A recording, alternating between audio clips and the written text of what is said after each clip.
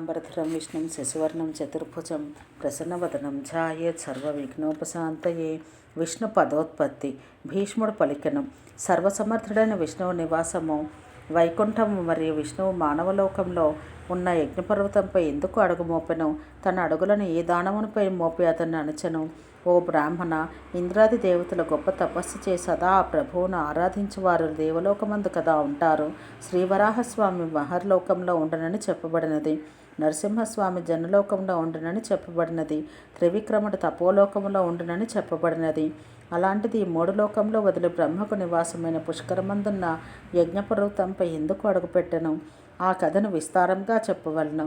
దాన్ని విన్నంతనే సమస్త పాపములు నశించును, సందేహం లేదు. పులస్త్యుడు పలికెను. చక్కగా అడిగినావు. పూర్వం కృతయుగమందు దేవకార్య సిద్ధి కోసం విష్ణువు యజ్ఞపర్వతానికి వచ్చి తన పాదం నుంచిన కథ అంతయు చెప్పెదను. శ్రద్ధగా విను. ఓ భీష్మ, పూర్వం కృతయుగంలో దేవకార్య సిద్ధి కోసం భూమికి ఉపకారం చేయుట కోసం ఈ మహాకార్యం చేసెను. బలవంతులైన దానవులు దేవతలను జయించి మూడు లోకాలను తమ అధీనంలోనికి తెచ్చుకొనిరి. మహాబలవంతులైన భాష్కలి బలవంతులైన దానవులను యజ్ఞభోక్తులుగా చేసెను. చరాచరములతో కూడిన మూడు లోకంలో ఈ స్థితికి వచ్చటతో ఇంద్రునికి జీవితమందు నిరాశ కలిగినది. బ్రహ్మ వల్లనే కదా ఈ దానవుడు స్వర్గవాసులచే వధింపకాని వాడైనాడు. అందువల్ల నేను ఇప్పుడు దేవతలతో కలిసి బ్రహ్మను శరణ పొందెదను. వేరే మార్గం లేదు అని తలిచి ఇంద్రుడు వెంటనే దేవతలను వెంట పెట్టుకుని బ్రహ్మలోకమునకు వెళ్ళి బ్రహ్మ పాదమునకు నమస్కరించి లోకమునకు కలిగిన విపత్తుకు విన్నవించి, ఓ దేవా, మాకు కలిగిన భయం గురించి నీకు తెలియదా? నీవిచ్చిన వరముల ప్రభావం వల్ల దురాత్ముడైన భాష్కలుడు సమస్తము అపహరించినాడు. ఓ పితామహ, నీవు మాకు తండ్రివి కావున లోకశాంతికి మార్గం వెంటనే ఆలోచించవలను అని దేవేంద్రుడు పలికెను. వారు చూచుచుండా శ్రౌత స్మార్తాది క్రియలు జరుగుటలేదు. అందుకే మాకు ఆపద వాటిల్లినది.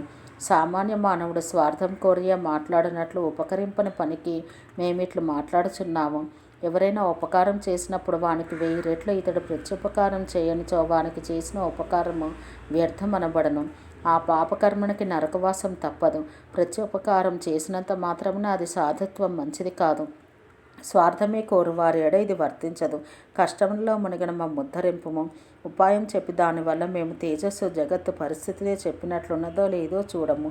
స్వాధ్యాయములు లేవు, వషట్కారములు లేవు, యజ్ఞములు హోమాలు లేవు, మంగళోత్సవములు ఆగిపోయినవి, వేదాధ్యయనంతో సంబంధమే వదిలిపోయినది, వ్యవసాయం ఆగిపోయినది, ఊపిరి మాత్రంతో జీవితం మిగిలినది, జగత్తు దుఃఖవశమైనది, కష్టదశ పాలైనది.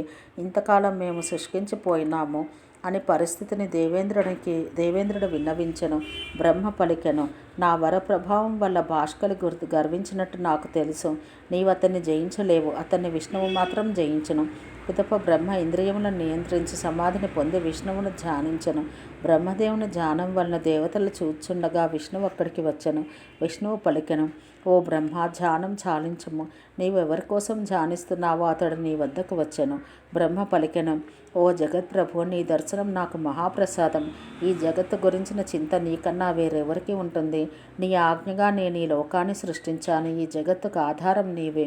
దీన్ని పోషించేవాడవు నీవే. దీన్ని లయం చేయువాడు రుద్రుడు. ఇలా ఉండగా చరాచరములతో కూడిన ఈ మూడు లోకములను భాష్కలుడు వశం చేసుకున్నాడు.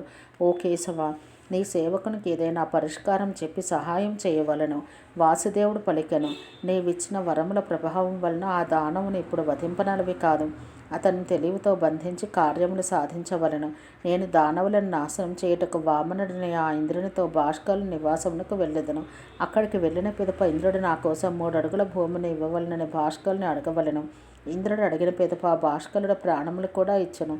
ఓ పితామహ, ఆ దానం తీసుకుని భాష్కల్ని బంధించి ప్రయత్నపూర్వకంగా అతడిని పాతాళవాసిని చేసేదను. ఆ తర్వాత ఆ దురాత్మని వధించుటకు వరాహ రూపం ధరించెదను. ఇంద్ర, నీవు వెంటనే వెళ్ళు. ఈ విధంగా పలికిన పిదప విష్ణువు అంతర్ధానమయ్యను. కొంతకాలం తర్వాత విష్ణువు అదితి గర్భమందు ప్రవేశించెను. ఆ సమయంలో అనేక ఘోర విపత్తులు సంభవించినవి, చెడు శకునములు కనిపించినవి. జగత్తుకు ఆధారమైన విష్ణువు అవతరించిన పిదప అనేక శుభశకునములు కనిపించినవి.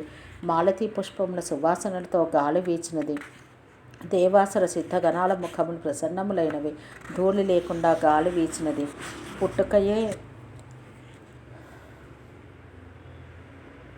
పుట్టుకయే లేని విష్ణువు అదితి గర్భమున ప్రవేశించిన పిదప గర్భభారం వలన అదితి నడుం వంచి మెల్లమెల్లగా నడుచుచుండెను. అలసిపోయి దుఃఖం పొందుచుండెను. విష్ణువు ఉదరమును ప్రవేశించినంతనే ద్రోహబుద్ధి కలిగినది. దాన్ని గురించి చెప్పేదను విను. క్రమంగా వెళ్ళట ఎందుకు? నేను స్వర్గమునకు లంఘించి భాస్కర్ని పాతాళవాసిని చేసేదను. ధనము లావణ్యమును నేను ఇంద్రునికే ఇచ్చేదను. దానవులను నేనే నాశనం చేయగలుగుదును. బాణముల వర్షమును కురిపించి అనేక చక్రమును ఉపయోగించి దేవతలను స్వర్గలోకవాసులుగాను దానవులను పాతాళలోకవాసులుగాను చేసేదను అని అదితి నోటిలో అనుకుంటున్న మాటలు బయటకు వచ్చినవి. ఇప్పుడు చూడు, మునుపెన్నడూ చూడని విధంగా వినని విధంగా ఆ దానవ శ్రేష్ఠుని కోపంతో బంధించదను. పూర్వం కశ్యపునికి ధనం లావణ్యం అతనికి ఉత్సాహం ఎందుకు పోయినది? వాయువు ఎందుకు వ్యాకులమైనది? నా దృష్టి చెదురుచున్నది. ఈ రూపం నేను ఎన్నడూ అనుకోలేదు. నన్ను ఏదో ఆవహించి ఇలాంటి తప్పు మాటలు పలుకుతున్నాను. అదితి ఈ విధంగా హృదయంలో విమర్శించుకొనెను. ఆ ఈశ్వరుని 1000 దివ్య సంవత్సరాలు గర్భంలో ధరించెను. అంతట సమస్త భూతములకు కారణమైన విష్ణువు అవతరించెను. జనార్దనుడు అవతరించినంతనే నదులన్నీ స్వచ్ఛంగా ప్రవహించినవి. వాయువు సువాసనలతో వీచెను. తేజోవంతుడైన పుత్రుని చూసి కశ్యపుడు ఆనందం పొందెను. 3 లోకాలలో ఉన్న వారి మనసులు ఉత్సాహంతో నిండినవి. దేవదందువులు మోగినవి. గొప్ప ఆనందం వలన మోహదుఃఖములు నశించినవి. గంధర్వగణాలు భావంతో స్వరయుక్తంగా పాడిరి. అప్సరులు భావంతో ఆడిరి. విద్యాధరులు సిద్ధులు విమానములలో విహరించిరి. సత్యాసత్య నిర్ణయముల గురించి చర్చించిరి. రాగరహితులై సుఖదుఖ వివసులై పాటలు పాడిరి, నాట్యం చేసిరి. కొందరు గొప్ప ఆనందంతో జయ జయ భగవాన్ అని పలికిరి. మిగిలిన వారు స్థిర మనసుతో వంత పాడిరి. కొందరు పునర్జన్మతో కూడిన జరామరణముల నుంచి విముక్తికి ధ్యానం చేయుచుండరి. ఈ విధంగా లోకమంతా ఆనందభరితమై ఉన్నది. ఇతడు వామనుడైనను మీకోసం అవతరించినాడు. ఇతడే బ్రహ్మ, ఇతడే విష్ణువు, ఇతడే మహేశ్వరుడు, ఇతడే స్వర్గము, ఇతడే యజ్ఞము అని బ్రహ్మ పలికెను. స్థావర జంగమాత్మకమైన ఈ జగత్తంతా విష్ణువుచే వ్యాపించబడింది. స్ఫటికమని ఒక్కటే అయినను రంగుల సంపర్కం వలన అనేకంగా కనిపించినట్లు ఇతడు ఒక్కడే అయినను అనేకమని చెప్పబడినది. గార్హపత్యాగ్ని వేరే పేరు పొందినట్లు భగవంతునికి కూడా బ్రహ్మాది అనేక నామములు కలుగును. ఇన్ని విధములుగా వామనుడు దేవకార్యం నెరవేర్చును. స్వర్గలోకవాసులు ఈ విధంగా విమర్శిస్తూ ఇంద్రునితో భాస్కరుల నివాసమునకు వెళ్ళిరి. దేవతల విమానములకు వెళ్ళి శక్యం కానిది సర్వరత్నములచే శోభించినవి దూరం నుండియే భాస్కరీపురమును చూసిరి. తెల్లని ఎత్తైన భవనాలతో చక్కగా విడమర్చిన రాజబాటలతో కాటుక కొండల వలె ఉండి దేవ ఏనుగుల జాతికి చెందిన వాటి వలె ఉన్న ఏనుగులతో ఆ పట్టణం ఉన్నది. చిన్న చెవులు కలిగి మాంసమే లేని శరీరంతో పొడవైన మెడలతో మనోవేగంతో ప్రయాణం చేయగల గుర్రములచే ఆ పట్టణం శోభించుచున్నది. పద్మగర్భం వంటి వర్ణం కలవారు, పూర్ణచంద్రుని వంటి ముఖం కలవారు, మాటలాడుటలోని ఆడుటలోనూ దిట్టలైన వేశ్యలు వేల కొలది ఉన్నారు. ఆ పురంలో లేని పుణ్యం కానీ, విద్య కానీ, శిల్పం కానీ, కళ కానీ వేరెక్కడా లేదు. 100 కొలది ఉద్యానవనములతో, సమాజ ఉత్సవాలతో, చావన్నది తెలియని దైత్య శ్రేష్ఠులతో ఆ పట్టణం ఉన్నది. ఆ పట్టణమంతా వీణ, వేణు, మృదంగముల నాదములో నిండి ఉంది. దానవ శ్రేష్ఠులు అనేక ఆభరణములు ధరించి మేరుపర్వతంపై దేవతలు క్రీడించినట్లు నిత్యానంద భరితులై క్రీడించుచుందురు. దైత్యవృద్ధుల వేదఘోషతో ఆ పట్టణం నిండి ఉన్నది. ఆజ్యము హోమంలో పోయట వలన నిరంతరం వచ్చుచున్న ధూమమును వాయువు పరిమళములతో కలిసి వీచుచు పురమంతటా వ్యాపిస్తున్న ఆ పట్టణంలో 3 లోకములను జయించిన భాస్కలి దానవులతో సుఖంగా వసించుచుండెను. ఆ పట్టణం నుండి చరాచరంతో కూడి ఉన్న 3 లోకములు పాలించుచుండెను. అతడు ధర్మజ్ఞుడు, కృతజ్ఞుడు, సత్యవాది, జితేంద్రియుడు, మంచి రూపం గలవాడు, పూర్వదేవతల మంచి చెడులు తెలిసినవాడు, బ్రాహ్మణ్యుడు, శరణు పొందిన వాడిని రక్షించేవాడు, దీనుల పాలిట దిక్కు, వేదమంత్ర ఉత్సాహత వంటి సర్వశక్తులు కలవాడు, సంధి విగ్రహాది షాడ్గుణ్యములు కలవాడు, చిరునవ్వుతో మాట్లాడువాడు. అతడు వేదాంగ తత్వజ్ఞుడు, తపోనిరతుడు, యజ్ఞమును చేయును, మంచి శీలము కలవాడు, గౌరవింపబడువాడు, గౌరవించువాడు, బుద్ధుడు, సుముఖుడు, పూజింపదగిన వారిని పూజించువాడు, అన్ని విషయములు తెలిసినవాడు, ప్రియదర్శనుడు, ధనధాని సమృద్ధుడు, బహుదాత, ధర్మార్థ కామములు 3 పురుషార్థములను ఎప్పుడు సాధించువాడు, ముల్లోకములను ఉత్తమ పురుషుడు, ఎప్పుడు తన రాజధాని యందు ఉండేవాడు, దేవదానవుల దర్పం నడుచువాడు. అతడిట్లు ముల్లోకమున ప్రజలను పాలించను. ఇలా స్వచ్ఛమైన గుణసంపద గల అతన్ని చూసి బుద్ధి నిలకడ గలవాడిని ఊహించి మహాత్ముడు ఇంద్రుడు ఆ దానవేశ్వరుని సూర్యుని వలె ప్రతాపశీలుని, త్రైలోక్యం బాలింపగలవాడని చూసి ఆశ్చర్యం పొందెను.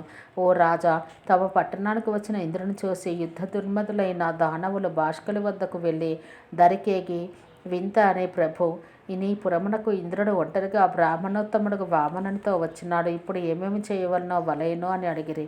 అంతటా బాష్కలి వారితో, మీరంతా ఒక్కచోట గుమిగూడి ఉండండి, దేవరాజుని ప్రవేశపెట్టండి, అతన్ని నేను ఆదరించాలి అని పలికెను. ఇంతలో ఇంద్రుడు వామనునితో లోనికి ప్రవేశించెను. బాష్కలుడు వారిని ప్రేమతో ఆహ్వానించి నమస్కరించి, ఈనాడు నాకంటే ధన్యుడు ఈ 3 లోకములలోనూ లేడు. సర్వైశ్వర్య సంపన్నుడై ఇంట వచ్చిన ఇంద్రుని దర్శించుచున్నాను. యాచకుడై కోరి ఇతడు నన్ను అడుగుచున్నాడు. ఇంటికి వచ్చిన అతనికి ప్రాణాలైనా ఇచ్చేదను. నిజము. ఇక భార్యలను, పుత్రులను, ముల్లోకముల గురించి చెప్పవలసినది ఏమన్నది, ఏదైనా ఇచ్చేదను అని ఎదురు వచ్చి ఆదరంగా కౌగిలించుకొని ఆనందించి తన ఇంటిలోనికి తీసుకువెళ్ళను. ఆయనకి అర్ఘ్యపాద్యాతులతో స్వాగతం పలికి గౌరవించి, ఇప్పుడు నా జన్మ సఫలమైనది, అన్ని మనోరథములు తీరినవి. ఇంద్ర, నీ అంత నీవు నా ఇంటికి వచ్చిన నిన్ను చూస్తున్నాను. దేవరాజా, నీ వల్ల ధనముఖ్యులకు అందరికీ పేరు ప్రతిష్టలు కలిగినవి. నా ఇంటికి దయచేయము. నా పరమావధి పుణ్యమిది. అగ్నిష్టోమాది యజ్ఞమును చక్కగా చేసినందువల్ల కలుగు ఫలం నీ దర్శనమైనంతనే పొందెదను. భూమి, గోవులను ఋత్విక్కులు దానం చేసిన ఫలం ఇప్పుడు కలిగినది. రాజసూయం అనరించిన ఫలం లభించినది. వాసవ, నీ దర్శనం కొలది మాత్రమగు తపస్సు చే లభించినది కాదు. నేనింట ఇప్పుడు చేయవలసింది నీకు ఇష్టమైన పని ఏమిటో దాన్ని ఆనతియ్యవలను. తామ హృదయమందు మరొక ఆలోచన ఎంత మాత్రమో చేయవలదు. అది ఎంత పని అయినా నేను చేసేదను. అనుగ్రహింపము. శత్రు సంహారక, పుణ్యుడని నేను. నీ దర్శనం వల్ల పుణ్యాత్ముడనైతిని. ఉత్తమ దాసులచే మొక్కదగిన నీ పాదములకు నేను మొక్కుచున్నాను. వచ్చిన పని ఏమిటో చెప్పుము. నీ వచ్చిన కారణం అత్యద్భుతమై ఉండనని భావింతును. ఇంద్రుడు పలికెను. ఓ బాష్కలి, నీవు దానవ ముఖ్యుల్లో శ్రేష్ఠుడవని నాకు తెలుసు. నిన్ను దర్శించుట ఆశ్చర్యంగా లేదు. నీ ఇంటికి వచ్చిన ఆర్తులు ఎన్నడూ విముఖులై వెళ్ళలేదు. నీ వంటి దాత మరొకడు లేడు. తేజస్సులో నీవు సూర్య సమానుడవు. గాంభీర్యంలో నీవు సాగరుని వంటి వాడవు. సహనంలో పృథ్వీ సమానుడవు. సంపదలో నీవు నారాయణుడికి సమానుడవు. ఈ వామనుడు కశ్యప కులంలో పుట్టినవాడు. అగ్నిరక్షణ కోసం నాకు 3 అడుగుల భూమిని ఇవ్వమని అడిగాడు. ఓ బాష్కలి, నా 3 లోకంలో నీవు తీసుకున్నావు. ఇప్పుడు నా వద్ద ఏమీ లేదు. నేను యాజకుడనే నిన్ను అర్థించుచున్నాను. నీకేది ఉచితమో దాన్నే చేయము. నీవు దితిగర్భమును పుట్టిన కశ్యపాత్మజుడవు. అందువల్ల ఈ బ్రాహ్మణుడికి 3 అడుగుల భూమిని ఇవ్వమని యాచించుచున్నాను. వేరొకరికి చెందిన భూమిని నేను ఇవ్వజాలను. నీ గురువులు, మంత్రులు ఒప్పుకున్నచో 3 అడుగుల భూమిని ఇవ్వవలను. బాష్కలి పలికెను. ఓ ఇంద్రా, నీకు శుభమగుగాక. పితామహుడు ముల్లోక భారాన్ని నీపై ఉంచి ధ్యానంలో సుఖంగా ఉన్నాడు. కేశవుడు ఎన్నో యుద్ధాలు చేసి అలసి జగత్తు గురించి ఆలోచన వదిలి పాలకడలపై సుఖంగా నిద్రిస్తున్నాడు. బలవంతులైన ఇతర దానవులు, ఆయుధదారులు నీ చేతిలో హతమయ్యారు.